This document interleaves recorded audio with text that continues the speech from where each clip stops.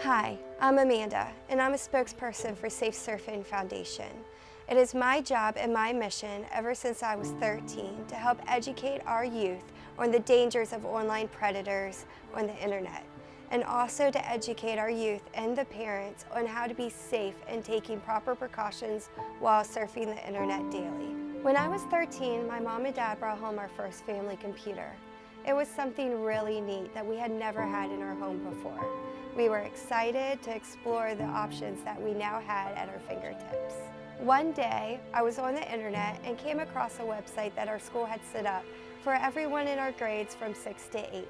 It was an area where we were able to talk about homework, sports, and other highlights that were going on with our friends. I got really excited that everybody was coming together. We started our own chat room that we could all just talk about everything, our families, our friends, school, anything that bothered us that day. That afternoon, I got an instant message.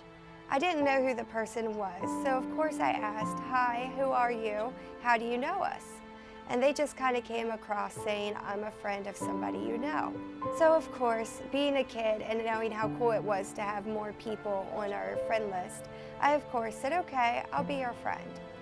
We started chatting and becoming great friends. I felt like this was a person that I could really come to know and could trust. Little by little, he started asking me questions about myself and I about him.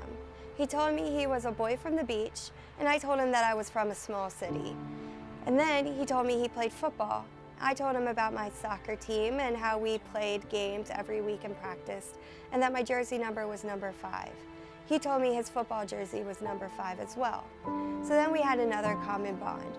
The more we started talking, he started asking me more questions, but I didn't think much of it. Like, "What's your school colors?" "Mine are red and black." So of course I said, "Well, mine are black and silver. How neat. Those would go great together." So we just formed a great friendship, and it was really nice. Little did I know that that person on the other side of the computer screen was a grown adult.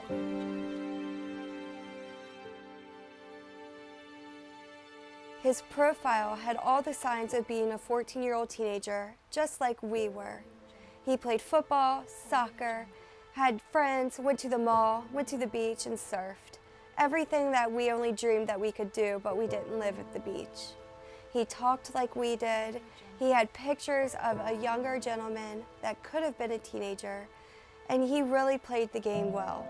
This stranger drove 4.5 hours and found out my routine. He knew where I lived, where I went to school. He knew when I got off the bus and when my parents went to work.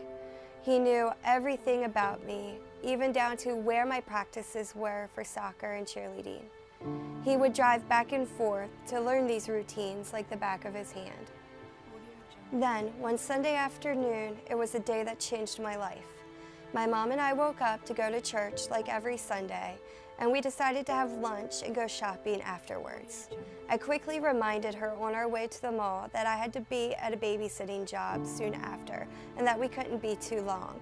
After my mother and I finished lunch, we went home. I changed clothes and began to walk to my next babysitting job. As I was walking down the road, I noticed a green truck following me. Before I knew it, he stopped, rolled down his window, and asked if I was Amanda. Before I could answer, he opened the door and threw me in. I was frozen, in shock, and completely terrified. He then took me to a local hotel where this online predator held me for hours against my will. I was brutally raped, assaulted, and I didn't know if I would ever go home again. After being held captive for 5.5 hours, this online predator dropped me off on the side of the road where my mother and the police were waiting. The police gave chase and caught him at the end of the cul-de-sac where they made the arrest. After my abduction, I felt alone and lost. I didn't think I would ever be the same again. I blamed myself, and I blamed my parents. But deep down, it wasn't our fault. It was the predator's fault. I was lucky. Many kids don't make it home after an experience like that.